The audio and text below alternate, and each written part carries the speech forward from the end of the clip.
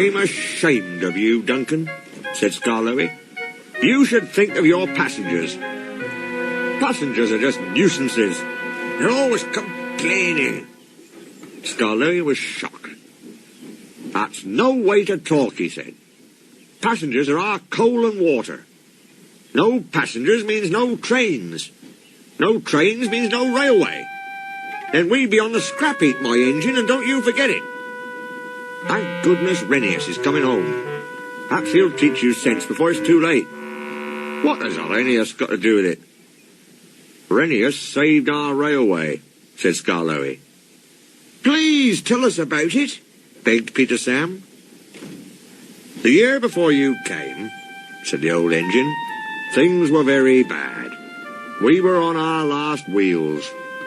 Mr. Hugh was driver and fireman, while the thin controller was guard. He did everything else too, and helped Mr. Hugh mend us in the shed.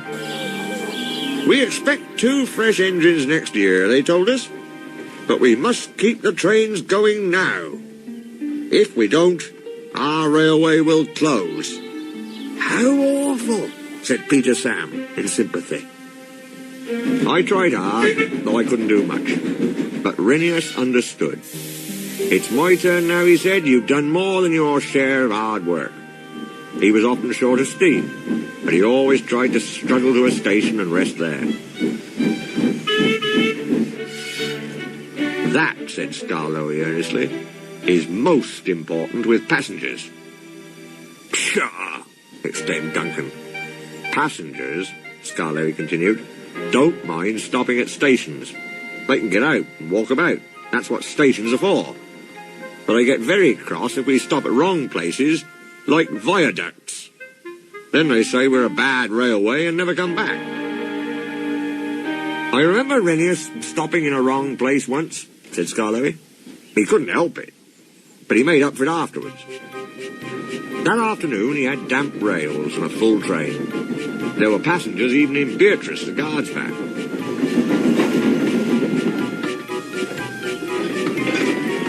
His wheels slipped dreadfully on the steep bit after the first station, but they gripped at last. The worst's over, he thought. Now we're away. Come along, he sang to the coaches. Come along. Oh, I've got cramp, he groaned.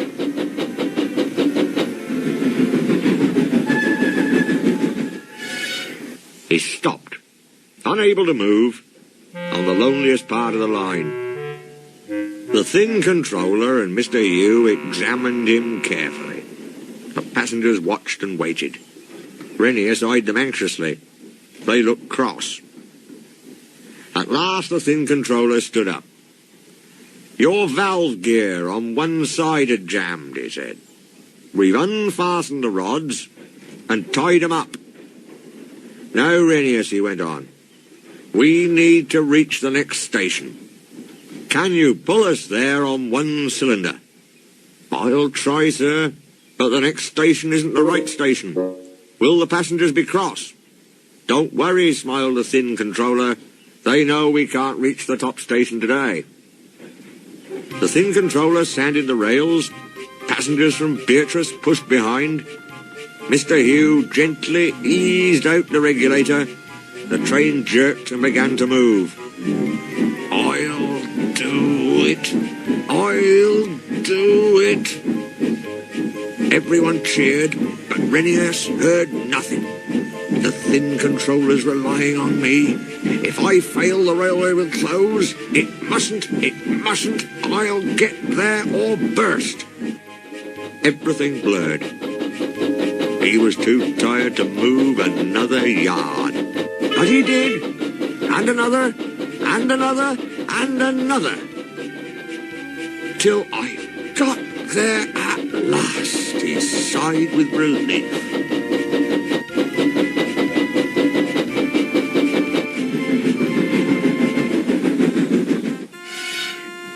It's proud of you I am indeed, said Mr. Hugh.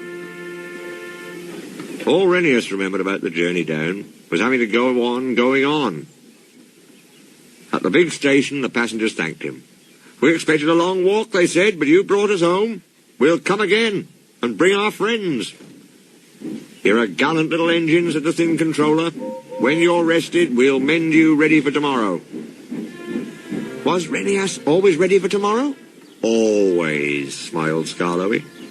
Whatever happened, Rheneas always pulled his trains.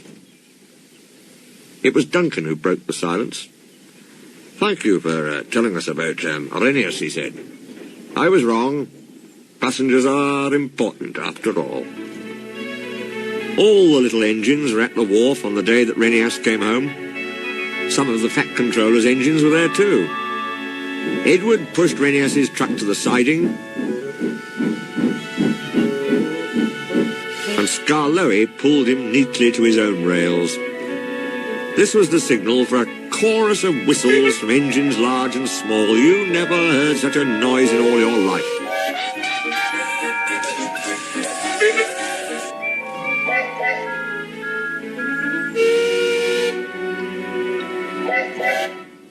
The owner, Rheneas, and other important people made speeches. The band played, and everyone was very happy. But Rheneas was happiest of all in his own place that night, next to his friend Skarloey. Oh, this helps a little engine to feel, he said, that at last he has really come home.